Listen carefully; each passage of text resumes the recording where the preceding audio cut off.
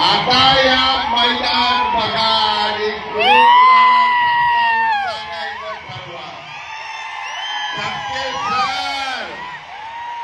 तुम्ही म्हणला एका माणसाने घरातली मतं दिली तर जुळण, मला फक्त एवढ्याच माणसाने मतं दिली तरी मी निवडून येणार.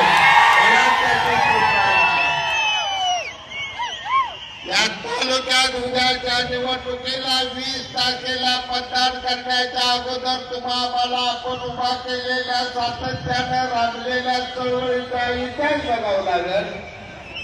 1990 साली ज्यावेळी मी पहिली निवडणूक लढवली भाई गणपतरावजी देशमुख साहेबांसारख्या ज्येष्ठ माणसाविरोधात लढवली. त्याचवेळी मी सांगितलं होतं तमाम माझ्या साकोला तालुक्यातील जनतेला हा लढा